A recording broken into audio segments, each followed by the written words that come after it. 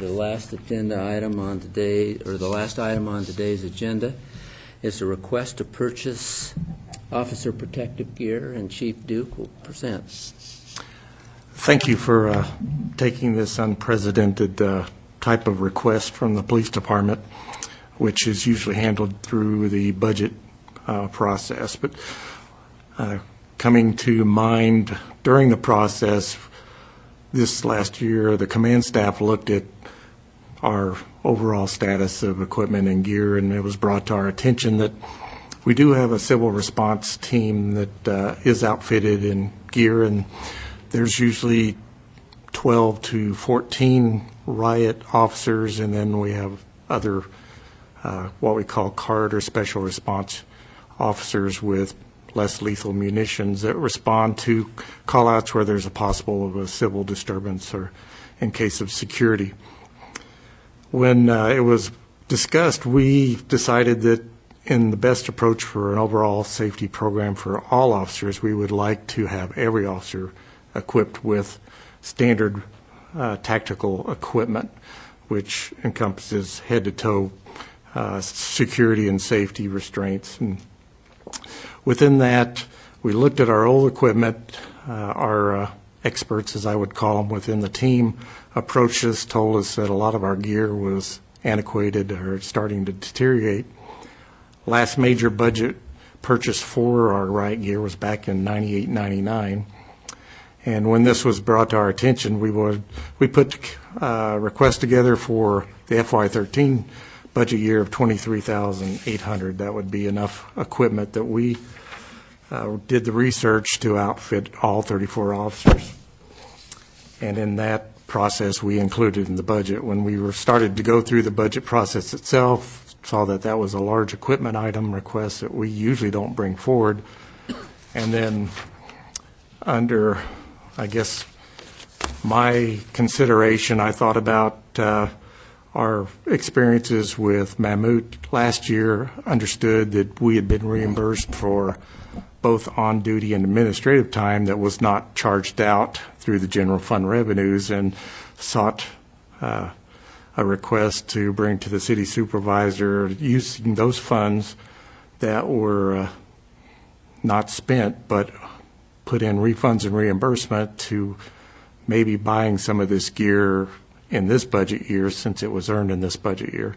Finance did a research, came up that for on-duty administrative time it came to $19,642.03.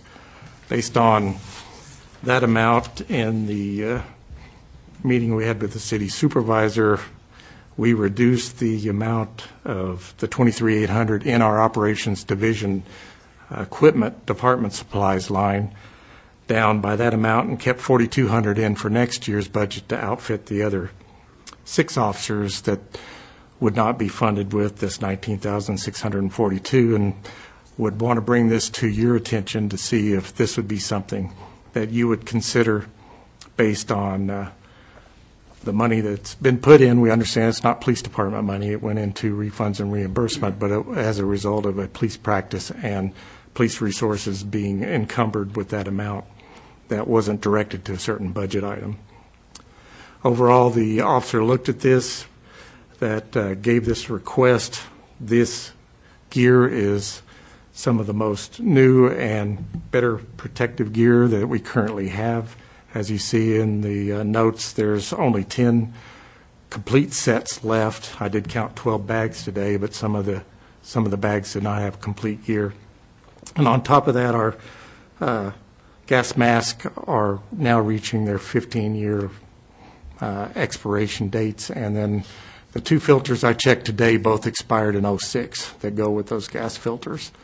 But with the recommendations of shelf life, they say 10 years, so we are right now at that time where we're going to have to start buying additional both gas masks and filters. And then the other gear, as the officer noted, doesn't provide the complete safety that this new gear would. It doesn't protect the necks, the shoulders, the arms, and the feet. So we're asking your assistance in reviewing this, and we'll take your recommendations on this request and your direction.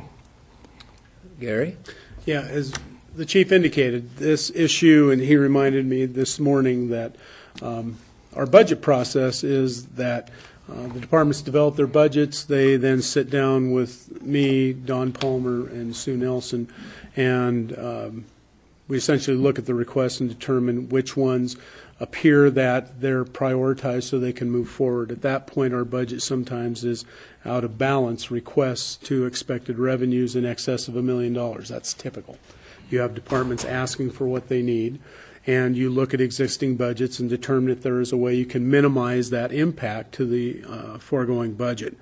In this case, as the chief indicated, and I've got a copy of his original budget request, the full request was $23,800 to outfit 34 on-duty uniformed officers. At that point, I indicated to the chief that from a priority standpoint, judging by all of the other needs that his department had, as well as other general fund needs, that it did not appear that I certainly was going to forward that as a priority. Now, that does not mean that they aren't necessary, just as police cars are necessary, so on and so forth. At that time, the chief suggested, would it be possible to request the council to access the funds that we had been reimbursed for the administrative and on-duty time for the over-legal loads. And I indicated to him at that time, if we verified through finance the source of those funds, where they had been placed, and it's the city's typical practice when you have an extraordinary revenue that isn't accounted for somewhere else, it goes into refunds and reimbursement. Those funds, as you know, from the very beginning when we sent the reimbursement letters to Mammoet, there was some media coverage at that time as to whether or not Mammoet was paying the police department. Made it clear that Mammoet was not paying the police department. We were asking for reimbursement of those costs, extraordinary costs, meaning the overtime costs, and the on-duty costs for our police officers that had provided service but would have been on duty doing other things within the city, and then a $600 per month administrative cost. So those funds would go into reimbursements. They were not earmarked for any police use, as the chief indicated. They or were, any other use, for yep, that matter. They're just receipted into the general fund, and typically they would be part of fund balance carryover, which we then start into FY 2013. However, in this situation, as discussed it with the chief, it's clear that there is, it's not like we have riots in Moscow every day. I can't recall a civil disturbance of the magnitude as, say, the WSU riots 10 years ago or 12 years ago. However, it is protective gear. We do have it in our inventory now. It is outdated, so it would be replaced in due course. Could that have been brought forward in the FY 2013 budget? Yes, it could have. However, there are requests made in every department for things that are reviewed both by myself and by the mayor before they're sent to you. We bring you a balanced budget. You review that budget and then determine whether or not you want to amend it or whether you want to send it or put it into play for the next year through an ordinance. So with that, it was a way to get some immediate needs taken care of. It is extraordinary, there's no doubt about it. But as far as my conversations with the chief, my advice to him is I didn't think it would have that priority over other needs within his department, which is why he requested to access these funds at this point and why you have the request in front of you today. I have a couple things right off the bat here. Perhaps Officer Newbill would still be with us if we had this sort of gear on hand when that situation, I don't know. It's just a subjective statement from me. It's interesting that the timing, it sounds like this isn't something that you just pulled out of the hat. You've been thinking about this gear for a while and put it in your this year's budget proposal. Yeah,